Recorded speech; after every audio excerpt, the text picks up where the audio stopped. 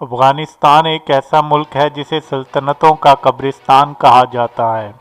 اس وقت افغانستان اسلامی دنیا کا طاقتور ترین اسلامی ملک ہے جس نے روس اور امریکہ جیسی سپر پاورز کو شکست دی ہے۔ افغانستان میں اسلام کیسے پہنچا، پٹھان قوم کون ہے، انہیں پٹھان نام کیسے ملا اور اس خطے کی تاریخ کیا ہے اور کن کن حکمرانوں نے اس پر حکومت کی، آج کی اس ویڈیو میں جانتے ہیں۔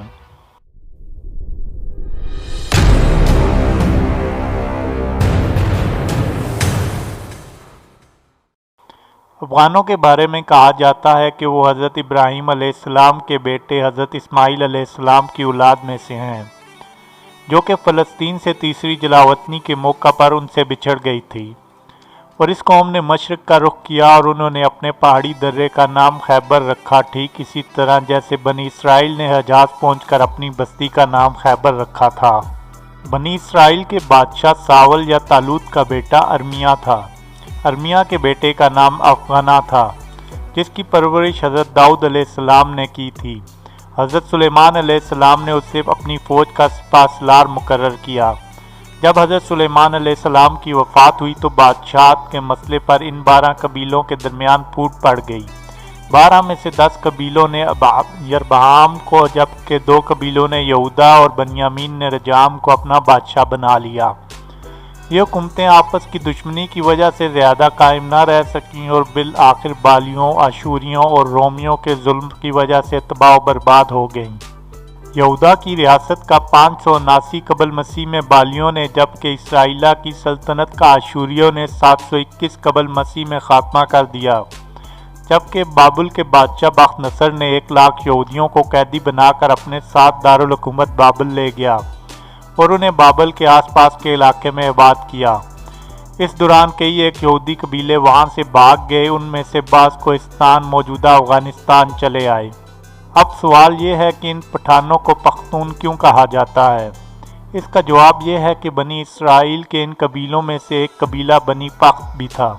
بنی پخت کی شہرت اور عزت کی وجہ سے بنی اسرائیل کے تمام جلاوطن قبائل کا نام پختون یعنی بنی پخت کی اولاد پڑ گیا۔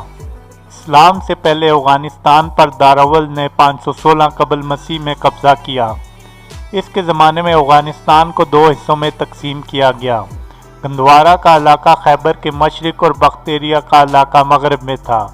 سکندر اعظم نے ہندوستان آتے ہوئے 326 قبل مسیح میں اسے فتح کیا۔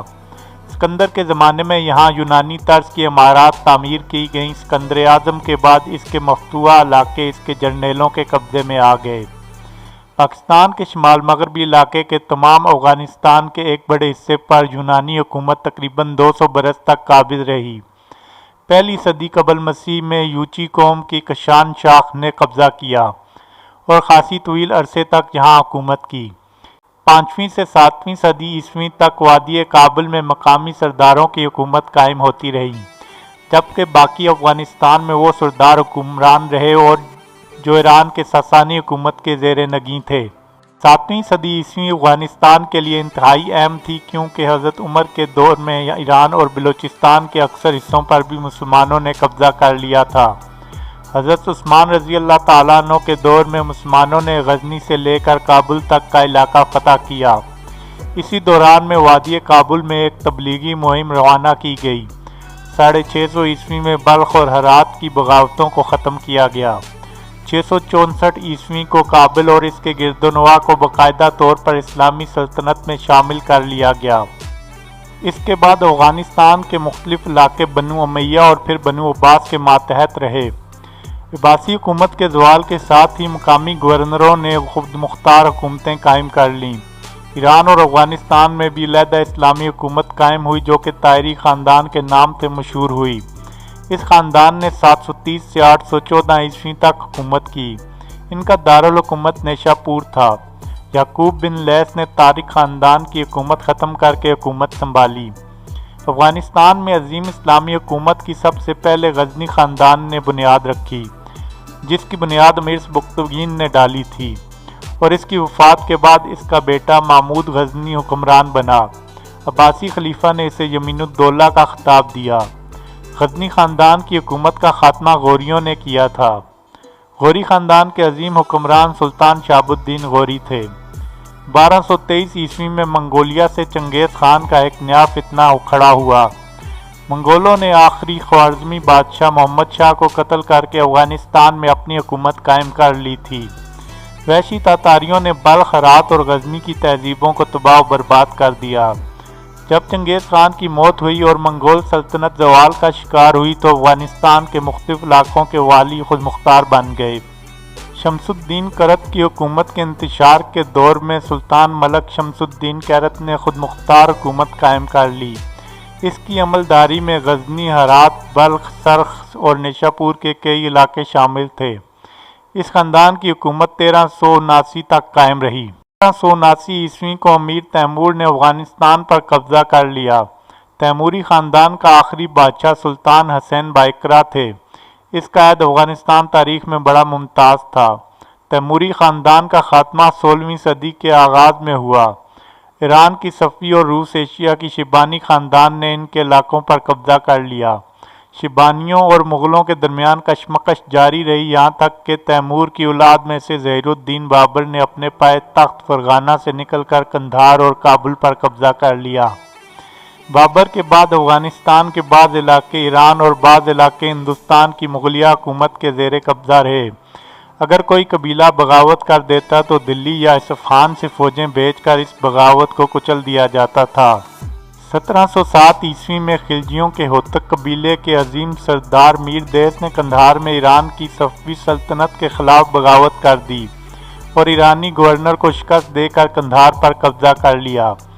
1715 عیسوی میں اس کی وفات ہوئی اور اس کے بیٹے محمود اور میر ویس کے بھائی عبدالعزیز کے درمیان اقتدار کے حصول کے لیے کشمکش شروع ہوئی۔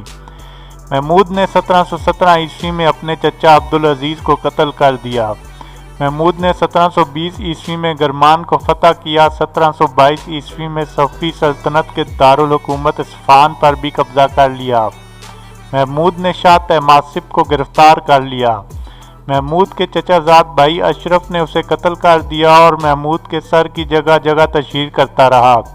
اس کے بعد اشرف نے حکومت سنبھالی۔ اس کے بعد اشرف نے طاقتور عثمانی لشکر کو جو ایران میں صفویوں پر حملہ آور ہوا تھا اسے شکست دی۔ 1727 عیسوی میں عثمانیوں نے اشرف کو ایران کا سلطان تسلیم کر لیا۔ پھر ترکوں کے افشار قبیلے کا ایک شخص نادر قلی خان اٹھا اور اس نے ایرانیوں کو اپنے جھنڈے تلے جمع کیا اور شاہ اشرف کو زبردست شکست دے کر ایران میں حکومت قائم کر لی۔ نادر شاہ نے قندھار بھی فتح کر لیا۔ بعد میں ہندوستان فتح کر کے دلی کی اینٹ سے اینٹ بجا دی اور اس نے مغلیہ سلطنت کو کچلتے ہوئے کوہ نور ہیرے کو ساتھ لیا اور واپس چلا گیا۔ موجودہ صدی میں افغانستان میں طالبان کی حکومت قائم ہے۔ یہ وہ طالبان ہیں جنہوں نے روس کے خلاف جنگ لڑتے ہوئے روس کو عبرتناک شکست دی تھی اور روسی سلطنت کے ٹکڑے ٹکڑے ہو گئے تھے۔ اس کے بعد ان مجاہدین نے امریکہ کے خلاف بھی جنگ جاری رکھی جس کا خاتمہ 2018 میں ہوا۔ پھر دوحہ معاہدے کے 14 ماہ بعد کافی حد تک امریکی فوج کا افغانستان سے انخلا ہو چکا تھا۔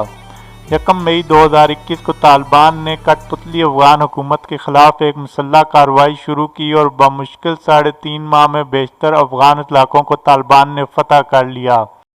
15 اگست 2021 کو طالبان نے بغیر کسی مزاحمت کے کابل کو دوبارہ فتح کر کے اسلامی عمارت افغانستان کو بحال کر دیا۔